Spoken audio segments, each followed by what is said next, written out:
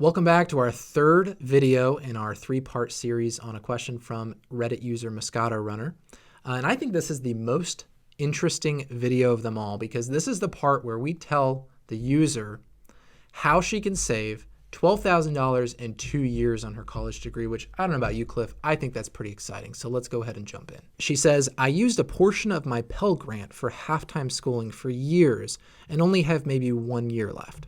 I have to pay out of pocket, so I'm going 1 to 2 classes at a time, and I'm looking at best maybe a 2024 graduation, and it's 2020 right now. Yeah, ouch. Do you think it's possible for a new mom to go get a bachelor's degree in 4 to 5 years, both academically and financially? That is a tough question, and I'm just going to go ahead and say from the get-go, academically, I'm not worried about you at all. You're a strong writer. There's not a lot of typos or mess ups, anything that you're writing here. And if that's how you're writing for Reddit, goodness knows you'll do great with academic papers. And even if you don't at first, that's why you have intro level classes. And beyond that, you also have a good GPA to boot, right? So I'm not worried about that. Financially and time-wise, those are the two things I want to talk about.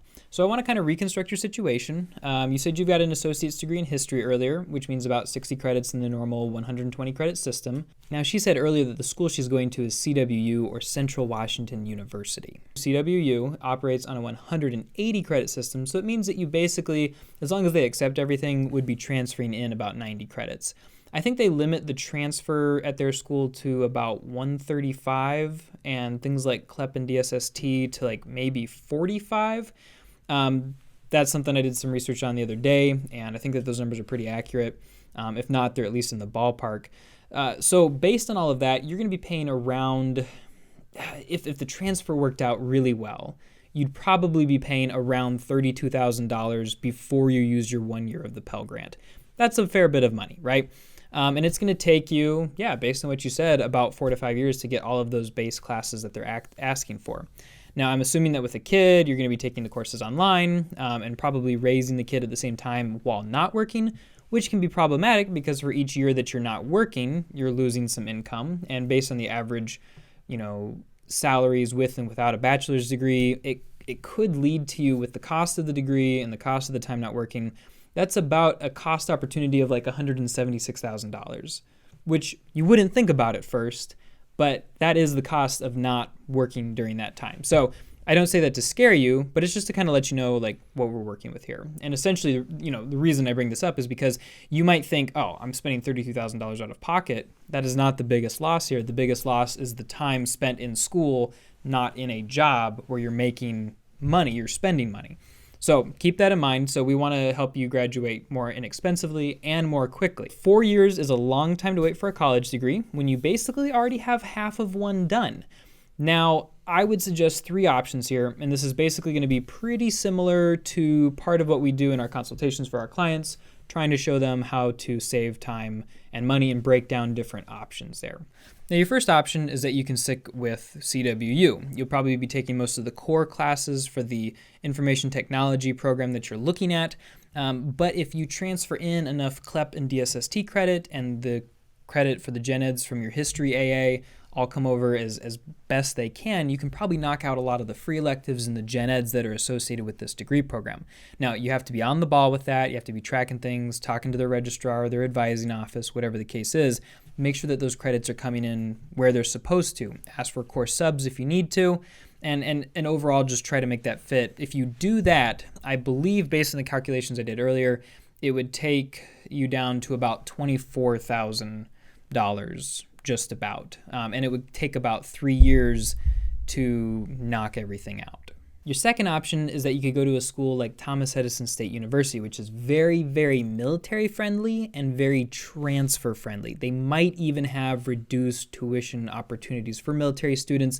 At least when I went through the program back in the day, because my dad was military, I was a dependent, I was able to get a reduced price. Now, the nice thing about their program is if you go with their IT program, you're going to be looking at about 39 credits or 13 courses, and it's going to cost, after the Pell Grant, about $12,000. Actually, it'd probably cost a whole lot less. It'd be $20,000 before the Pell Grant, and depending on how many classes you could fit into in 1 year, I mean, that could be much, much less out of pocket. It would also probably, at a pace of 1 to 2 courses per semester, take you right around like a year and a half, something like that. So it's very, very doable, less time cost used, and less cost overall. Yeah, and I want to go ahead and interject here real quick. Never be shy about breaking away from the school that you did your first part of your credits at. So we've talked to some people before who say, oh, I started the first half of my degree and I didn't finish it, and I did it at X school, so I have to go back and finish it at X school.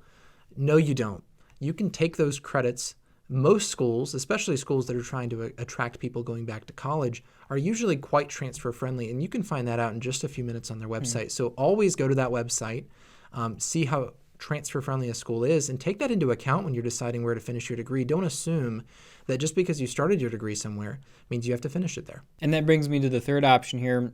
Your third option would be potentially if you were to transfer to TSU, or if you were to look at maybe even CWU's program, though I don't think that theirs is so IT friendly.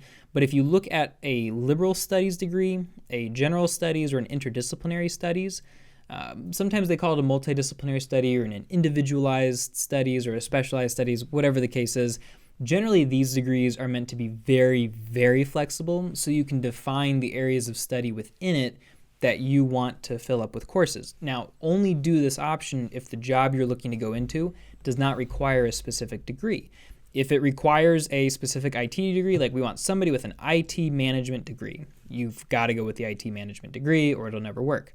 If they say IT management or a related field, now we're talking, because you can take IT-based classes in a general studies program and still be ready to go. It's the kind of thing you want to talk to some, hiring managers and ask them, would this work? Would you accept this? And that's a great way to start a conversation about potential future employment with them as well. But if you do something like that, you're going to be able to apply a lot of CLEP exams and DSXT exams and straighter line courses and other low-cost opportunities for college credit, and you will be able to finish that degree so fast and so inexpensively. We're talking like under $10,000 and possibly even under a year, depending on how much time you're able to commit to it. So one thing to keep in mind here is that even though we can give you this advice, ultimately you have to feel comfortable with the decision and the path that you're taking here. So take the information that we're giving you. We don't have all the details, Mosquito Runner, but go ahead and take the information that we've given you and mull it over and make the decision that you feel most comfortable with, because ultimately you're the one who is going to be engaging in these classes, and you've got to feel like you've made the right decision. So check the link in the description below for our 7-step checklist, which takes you from no degree to diploma in hand. And also check out this helpful video right here, where we give you some more great tips on going back to college.